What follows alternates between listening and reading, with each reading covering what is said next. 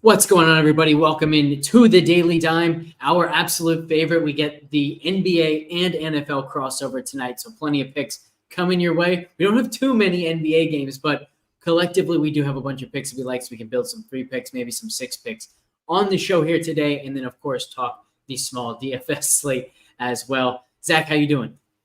Doing well, man. It was another large slate last night, and a couple picks don't come through for us. I think I had 2 5 of 6s at the end of the night. RJ Barrett came up a little short for me in one of those, so I was hopeful that I was going to be touting a 6 for 6 here today. But it's a new day, and like you said, we love these days, the Mondays and Thursdays where we've got the football to mix in there with our hoops picks. Shout out to Pio in the chat last night. Had a lineup on FanDuel that looked like it went 10x. So not exactly Shazam's $9 into 30K, but I think we've actually been having a little bit more success on FanDuel to start the season compared to DraftKings on the DFS side of things. And just 3 games tonight, so it's like we need this NFL game. And I think, right, like you were explaining some of your picks to me, and a lot of that makes sense, especially with some of the movement that has happened for both the Ravens and the Bengals on the offensive side of the ball. Yeah, I'm very much excited for this slate. I think that that game just sets up well for us. And I think the other thing is, like, let's remember on these island games for NFL, they tend to give us more a wider variety of picks on these players, which means it's just more likely that they make a mistake on one of those lines, and we can find those. So actually, there are a bunch of stuff tonight that I like, some of which is from the tool, but some of it our tool doesn't even have those projections because they're so out there, like a first quarter receiving prop, once again, like that Hopkins one we hit on Monday. But yeah, I think as far as last night went, it's been the same story for me Monday and now last night, just one play away from all of these 3 picks hitting and having like a great day turning into a rough night. We were 1 3-pointer shy from Klay Thompson's as well last night. And man, he had one rim out. That last 3 he took rimmed out. So brutal way to lose that. Would have been a huge night, but we can get it all back tonight and more because we've been we've been hitting each like the individual plays at such a high rate. We know that the big wins are coming. So it's just a matter of sticking with it, and they're going to come sooner than later. Yeah, and I think like some of those, like, you got to look past the results and what actually happened, because Klay went out of the game with 4.5 minutes to go in the third quarter. They're beating the brakes off the Bulls. He doesn't come back in. So again, I think the process was correct. The results just didn't follow. And some nights it's going to be like that. That doesn't mean you shouldn't also reflect on the nights where it looks like maybe you got things wrong in the morning. But I don't think, especially with the Klay pick, I did not interpret it as that. But again, we got to look forward here and looking towards Thursday night's games. Yeah, I think a good example of something we got wrong was with the Steph minutes projection, right? We had him at 28.5. We thought that might even be conservatively high in the sense that he had been below that number every single night. He hadn't gone over 27. So the fact that he played 34 minutes was a bit of a punch in the face to us. But it's probably on us for not realizing, hey, you know what? We're now deeper into the season. They're coming off a couple nights off, and obviously they had a big matchup there with Boston. So maybe we could have seen that coming better than we did. But to your point, like with Klay, I mean, that one, we read it perfectly. He had a bunch of open looks. He hit some threes and then just rimmed out that final one, and then obviously didn't even get to play at all in the fourth quarter. He also had a weird rotation thing in the first half. I don't know if you noticed that as well, but he had like 3 minutes in the second quarter off, where he had been playing the entire second and fourth quarters pretty much every game. So, yeah, I think we definitely got a little bit unlucky in that one. But time to move on to today, and let's hit some 3 for 3s, some 6 for 6s. Why don't you start us off with your favorite pick of the night? Yeah, so again, only 3 games in the NBA tonight, and one of them, Milwaukee and Utah. We've got Lauri Markkanen and Jordan Clarkson questionable on the Utah side. We've got Giannis Antetokounmpo questionable on the Milwaukee side. So I actually lean that all 3 of those players play, but because of those big Q tags, these sites aren't posting props outside of those questionable players for that game. So it's really like we have a 2-game slate right now, but that's okay because we've got some picks here this morning. I'm going to start with Victor Wembanyama here, second end of a back-to-back. And I think there's something that I'm kind of trying to read into, again, as the person who's plugged into the San Antonio team. I think Devin Vassell is going to make his return tonight. So that doesn't have as much of an impact on this pick, but the next one it does. We've got Underdog and Prize Picks here offering us Victor Wembanyama blocks at 3.5. So I do like that over there on Prize Picks, but here on Underdog rather, they're offering us 5.5 stocks, right? So the blocks plus steals there, and that's at a 1.12x multiplier. And so I would like to take that one because the next pick I'm going to talk about is at a 0.94x right now. And so that kind of evens those things out somewhat. And another point you made that I think is one that you should factor in when you're thinking about this. Sometimes the NBA statisticians can be a little bit wonky, right? Maybe something you think is a block, they count as a steal, or vice versa. And this, nothing going to get twisted here. You get all of the stocks in one. And as bad as the start of this season has been for Wembanyama statistically, it is like traditional box score numbers, right? Points, blocks, steals, stocks, turnovers, etc. The only two stats that he has improved on this young season are blocks and steals.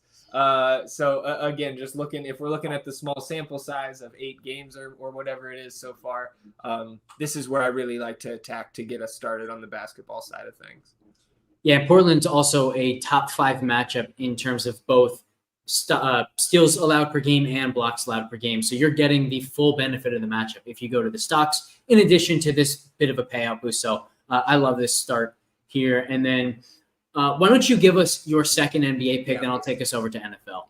Yeah, so talking about, again, back to Devin Vassell potentially returning here tonight for San Antonio. Before Popovich was out with his health issues, he had mentioned that Vassell was expected to be back the first week of November. So, right, I read that as first full week of November. That's this week. Then we heard Mitch Johnson, who's the acting head coach right now in the absence of Pop. He said that Devin Vassell would not return on the team's current road trip. Well, that road trip ended in Houston last night. They're back home in San Antonio here, welcoming the Blazers. So I do think we see a limited Devin Vassell, and that is going to directly impact the minutes of Stephon Castle, of Blake Wesley, and Malachi Branham. So I like the lower than 12.5 PRA here on Malachi Branham. This guy, I mean, look, Malachi Branham is still very young, and he is a fantastic asset when you're trying to tank. But I don't think that we should be expecting him to produce exactly like this season. Like, even with Devin Vassell being out to this point of the young season, you look at a guy like Malachi Branham and the minutes are down, man. Like, right, some of that is because Chris Paul is there and Harrison Barnes is there, and they've got a team that's supposed to be a little bit more competitive this year, but he's playing 6 less minutes per game. That number is not going to increase with Devin Vassell coming back. So even with Jeremy Sohan going out, this is more of a backcourt conversation. So I really like the lower than selection here on Malachi Branham. Again, 0.94x. We pair it with the boosted Wemby prop that we talked about. And we're actually coming out a little bit ahead here on Underdog. And you can get both of those over on Prize Picks right now as well. And it'll just be that flat standard payout. So I like these everywhere. Yeah, I like this call. I want to ask you, if Vassell is back, what do you think Branham's first quarter rotation looks like? Because I'm a little bit curious about this lower 1.1x first quarter points. If you think that suddenly, like, he's not even playing the first quarter. Yeah, I don't think it's going to be a first quarter DNP. Okay. But it'll be interesting to watch tonight if how much later Branham comes in, if at all. I think right now, if I had to make the call, right, slate starts in a couple minutes, or right, we're just going to put our entry in here in a couple minutes. I'm going to lean towards Malachi Branham kind of getting a similar first quarter rotation here. Because again, Vassell should be fairly limited, but Stephon Castle, I imagine, comes back to the bench here. And I think what would be really bad news for Malachi Branham, but good for us and these unders, is if Devin Vassell comes off the bench, Stephon Castle stays in that starting lineup, and then you've got Malachi Branham sharing the court with Devin Vassell. Again, I think that's probably us tonight with this prop. That's probably the nuts for us. Yeah, I like that call a lot. So I think it also might be one of those situations where if you are building a bunch of these out, get something in early, but then also don't be afraid to maybe wait and see what that Spurs starting lineup looks like if you have time in some of your builds, because obviously this game starts at 8, so you might have to miss out on some of the other picks if you are going to wait, but there might be some value in doing so. All right, let's go over to the NFL side of things, and I'm going to start on this first quarter pick that I love. If you guys remember, I made a very similar case. The first quarter over 6.5 receiving yards for DeAndre Hopkins. I'm going to go to Deontay's over 0.5 first quarter receiving yards here at 1.19x. And the case is simple, and it's very similar to what we discussed with DeAndre Hopkins. I am not confident that Deontay Johnson is ready yet for a full complement of snaps and a full role throughout the game on this Baltimore offense. It's not just that it's only his second week, but his second week here was a very short practice week with this Thursday game. However, I am pretty confident they're going to have something scripted for him early. And all we need here is one reception. Hopkins ended up with, I think, 4 receptions on the first 2 drives. I think we could see something similar here for Deontay, where all we need is one target, one reception, and he's going to get this. So I love this. At 1.19x, again, I think he's going to be a part of the offense, especially early, but I can now kind of hedge that bet saying, you know what, maybe we see like a frustratingly low amount of Deontay Johnson on the field in the second half because they are just deeper into their playbook and they need to make sure everyone on the field knows every single play so they can make those checks at the line and all that stuff. But the first 15 plays of a game typically are scripted by offenses, and I think they're going to have stuff scripted for him. So this, I think I would still like this at just a 1.0 multiplier, so no multiplier. At the 1.19x, it's my favorite one of the night. Yeah, I like that one a lot. I think that makes a ton of sense, right? Get the new guy involved here. And you talk about what you're looking for out of a guy like Deontay Johnson, it's still that elite, maybe not elite, but the above average route running, right? The ability to get open in a short space. And I think that makes a lot of sense, especially attacking it in the first quarter compared to, like you said, where maybe we're getting into more of our flow, right? More of what we're familiar with, the guys who have been around in the second half. Because, man, the one thing about these Bengals and Ravens games, like as a Steelers fan, I hope both teams lose. But these games have been up and down the field. These games have been exciting, high scoring over the last couple meetings between these two. I think both teams scored over 30 points in the first meeting this year, if I recall correctly. So I really like that pick. As the Deontay Johnson, the jersey used to hang on my wall before the trade to the Panthers. So, but you saw it with the Panthers too, right? As soon as he got a competent quarterback, got away from Bryce Young for a couple weeks, and you brought Andy Dalton in there, Deontay Johnson was getting open. So I like the call there. Yeah, he gets open, and also with Zay Flowers there, with how good their running game is, you got to think he's going to get some one-on-one opportunities on the outside, and he wins those pretty consistently. So I'm very much on that. And then, as you can see, I've already gone here to Chase Brown. I love the under on 59.5 rushing yards. For some context, we have already gotten news that Khalil Herbert should play tonight for Cincinnati. We only have Herbert projected for 3 carries, and with only 3 carries for Herbert, we have Chase Brown projected at 47.5 rushing yards, over 70% to go under. Baltimore, one of the absolute best teams in the league in adjusted line yards allowed. They have been the epitome of a pass funnel.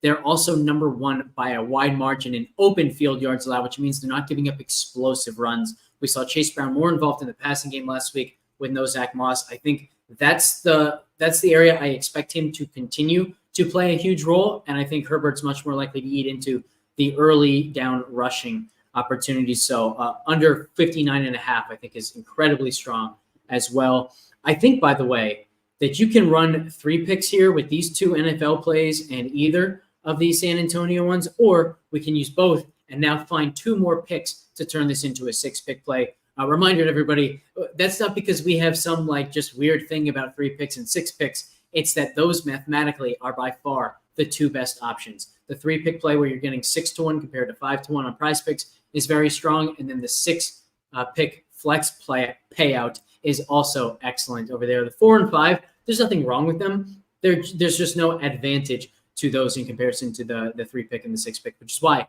we like to kind of live in those 2 areas.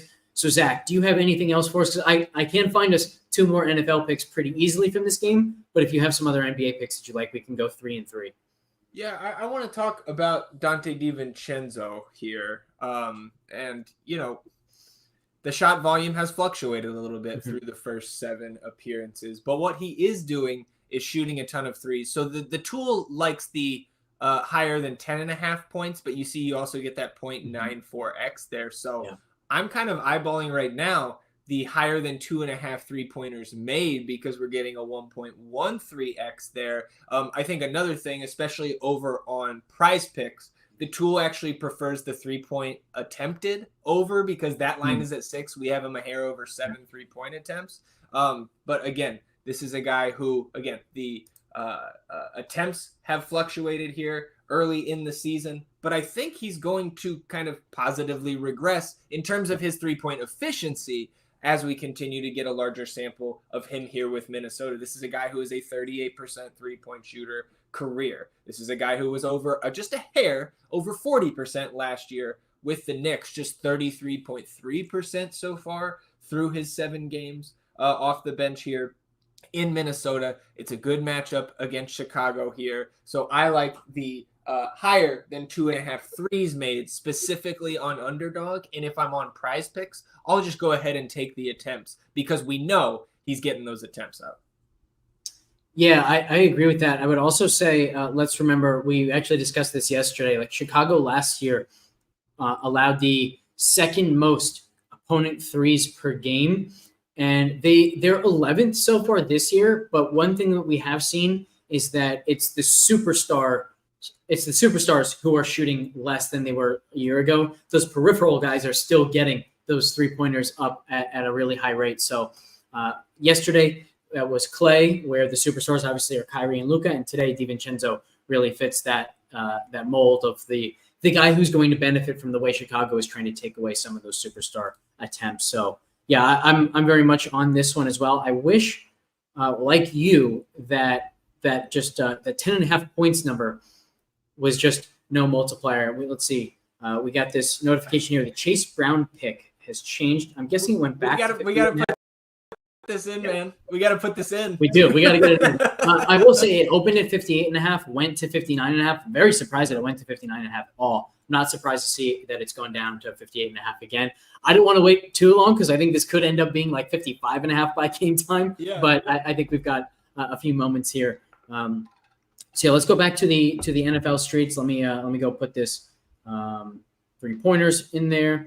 On the NFL side, there are 2 more picks we can go to. The first is Jamar Chase, longest reception, and this gets to the weakness for Baltimore.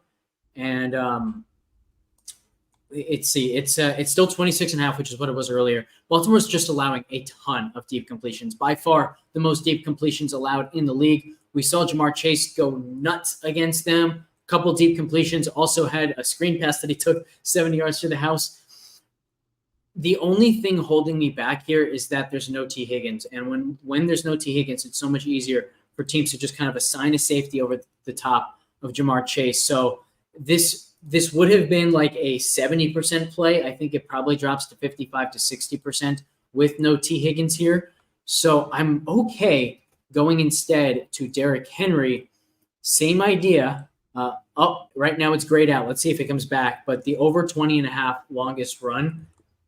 A couple reasons I like this. Number one, he's gone over this in all but one game so far this season. The guy is just a long run machine, an explosive run machine. Cincinnati is good at preventing those explosive runs, but Henry has actually faced off with a number of teams who are good at limiting explosive runs, and it doesn't matter for him. He just finds a way. It's their blocking scheme. It's the fact that teams have to commit extra guys. Look at that. Chase Brown just went right back to 59.5. I don't know who's betting that over, but we will definitely take that. So I hope that this Henry number comes back because I think that's my preferred route to Jamar Chase again. It's back for me for what it's worth. Excellent. So yeah, I'll just refresh and hopefully it comes back that way. Let's see here. So again, it's the fact that a lot of the teams who are really good at preventing the explosive runs, it's because their safeties are really good at tackling or something like that. But when you face the Ravens and you have to deal with the threat of Lamar Jackson keeping the ball and running one way and Henry's going the other, that safety can't just react to Henry. He has to honor the fact that Lamar might have the ball. He's then not in position to make the play. And if you don't have the perfect angle against Henry, you're getting stiff-armed into the ground as he runs down the sideline for another 30 yards. So I think this this longest rush for Henry is just basically good every single week right now. And check this out. Because we have a couple that are over the 1.0x, this 6-pick play is all the way at 33.6. People are going all over this Chase Brown number. Oh my God, it's going up to 60 now. That's crazy. All right, we're going to take that and run.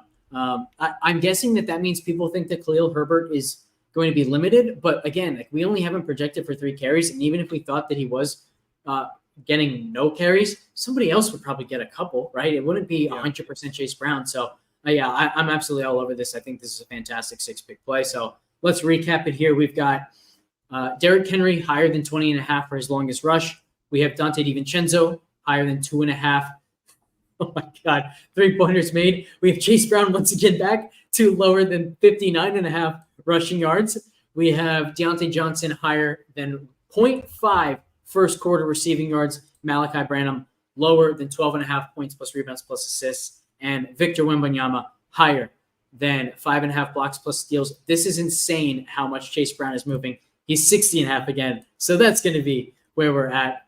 At least it's not, we thought it might have been 57.5 and 56.5 would be racing. So at least we don't have to deal with that. But I'm very confident in this 6-pick play. How about you, Zach? I've already got it in, so I am confident as well. I actually went one with the first, or both of them with the first 5 picks that we had, and then I put one with the Henry, one with the Jamar Chase in there.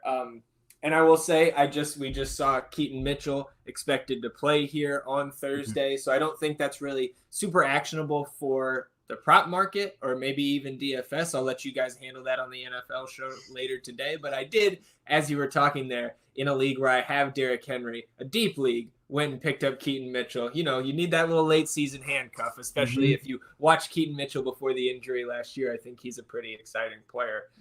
Also on the NBA side, Clarkson and Markkanen for Utah, both now probable.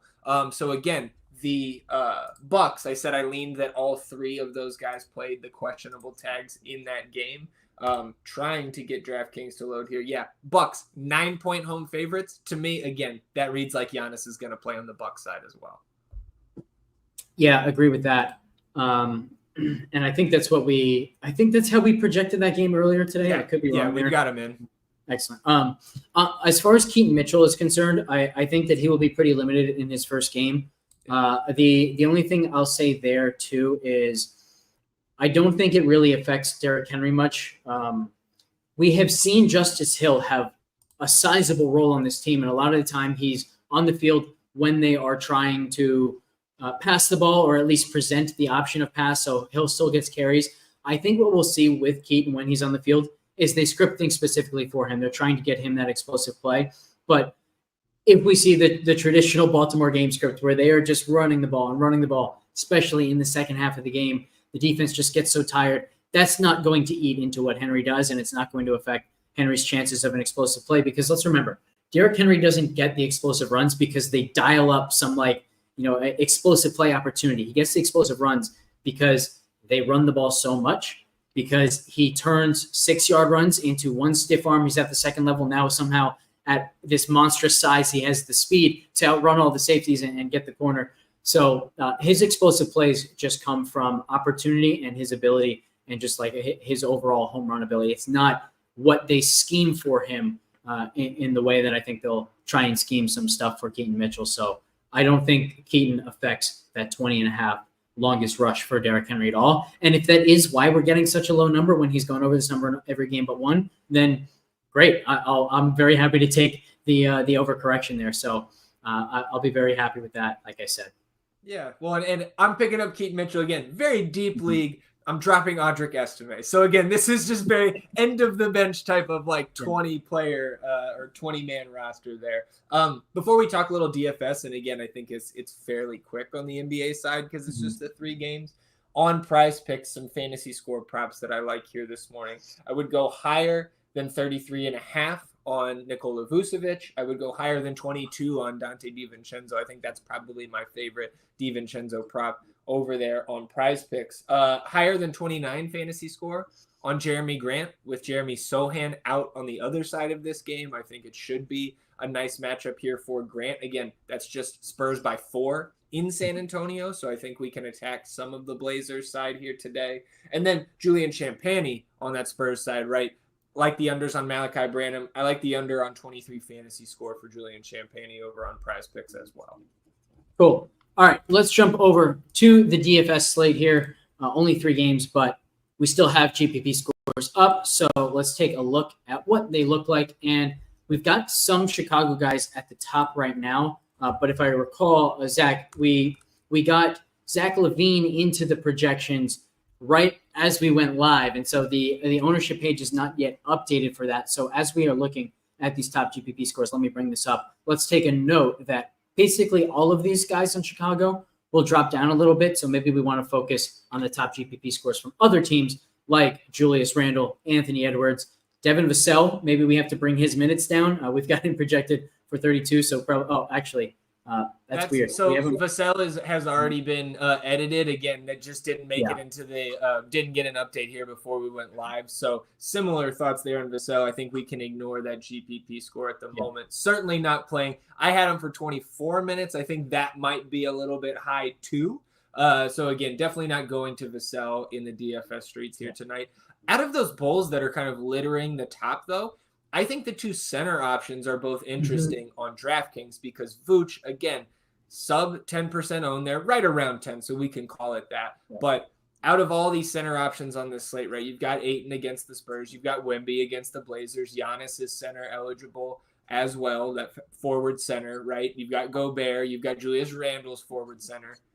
Vooch has a tough matchup, but to be 10% owned on a slate like this, I think you are going to see that number come up if Zach LaVine is in fact ruled out. But I think even if he's in, I think that is a very strong tournament play given the ownership. And again, I don't think that ownership goes up if LaVine is in. So I actually like that. And I imagine we will see maybe not Vooch at the top of the GPP scores if Zach LaVine plays, but I think he'll remain kind of in this top tier, this top level. And then on the other side, Julius Randle is somebody I like at 8,200. So I'm glad to see that the model likes that in terms of his GPP score. And I imagine, I haven't looked at that FanDuel ownership yet. I imagine Julius Randle, who's like 7,400 over there, he's probably one of the top plays, both from an ownership and like a points per dollar perspective on FanDuel. And I think as of this morning, top value.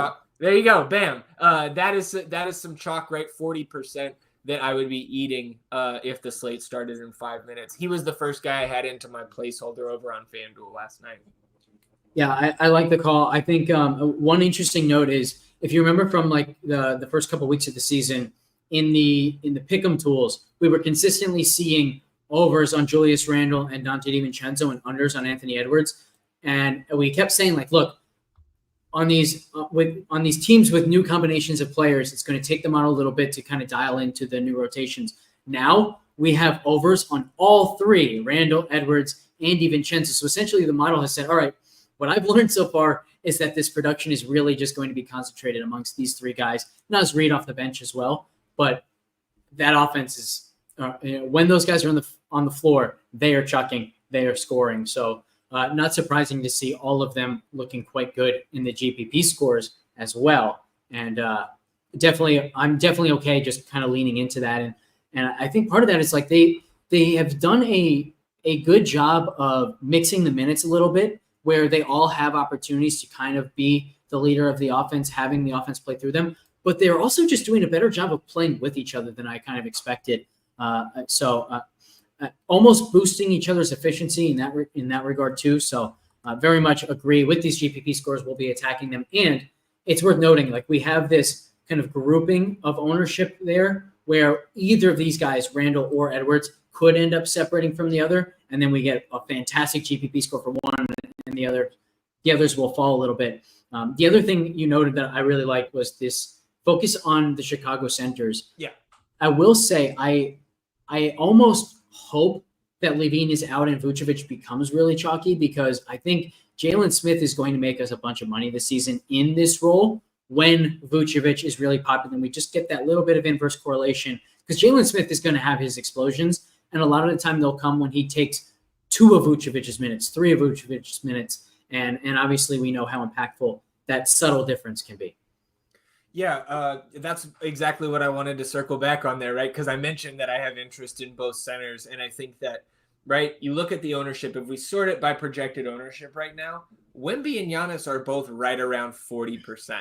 So how are we going to pay for those guys? Steph Castle, Mike Conley, Harrison Barnes, like, I don't know, man. I'm not super confident. And it seems like the very, very chalky build is at least one of those spend ups. And then you're having to slot in these highly owned guys in the 4 to 5K range. And I think that getting different with somebody like Jalen Smith makes a lot of sense to me tonight, especially on DraftKings where we have the 2 center spots. So if you want to play Wemby, you want to play Giannis or a Gobert or something like that, you can fit Jalen Smith in as a lower owned value option. And again, we know what Jalen Smith does from a point per minute standpoint. Is it a great matchup? No. But that doesn't always slow down Jalen Smith from a fantasy standpoint because of how active he is. Yep, agree. Looking at our projections, you can see we have Giannis with a pretty sizable advantage over Wembanyama. Zach, are you feeling like that's where you see it too, or are you maybe a little bit more inclined to go play Wembanyama and hope that we get that same kind of stocks upside game that we saw against Utah? Yeah, I mean, the thing about Wembanyama, especially early this season, is here in the 24-25 season, he's been finding some success against some of those lesser teams. The fantasy success, right? You mentioned the massive game against Utah. But as much as the emotional fan side of me wants to be like, yeah, I'm just going to lock Wemby here, I'm not, man. I try to take that emotion out of it when I'm talking, especially building my DFS lineups. And I think what team did Wemby put the 5x5 up against, right? The slate winner, the game breaker. It was Utah. Giannis and Milwaukee, this is a must win for them at home against the Utah Jazz, right? So to me, it would be Giannis. It would be following in lockstep with the model. I'm more than willing to spend up the extra $600 premium there to get to Giannis. And so I would be following the model too, right? And it's not, especially at the similar ownership, you got a higher ceiling projection for Giannis. They almost double the smash rate, right? Almost half of the fail rate there. And again, which team is more desperate here? Which team is potentially adding another high usage option to the rotation tonight? That's San Antonio. Milwaukee's the team that is in dire straits that has to beat this Utah team coming to town tonight. And again, their fantasy projections, just the raw points, are not super close. They're 8 points apart. Yep. Yeah, agree completely. And you also see the same thing in their ceiling, right? So like we can make the case that, hey, this Wembanyama stocks upside is great against Portland, but like you said, Giannis has the same thing. So his ceiling advantage is just as strong as his projection advantage. And with that, I think we will call it a day here on the Daily Dime. Remember, 5:30 Eastern for the Millie, talking through tonight's NFL games. Maybe we'll even bring up some of the NBA action as well. Two Gun will be on. Prop Guy will be on. We will see you then.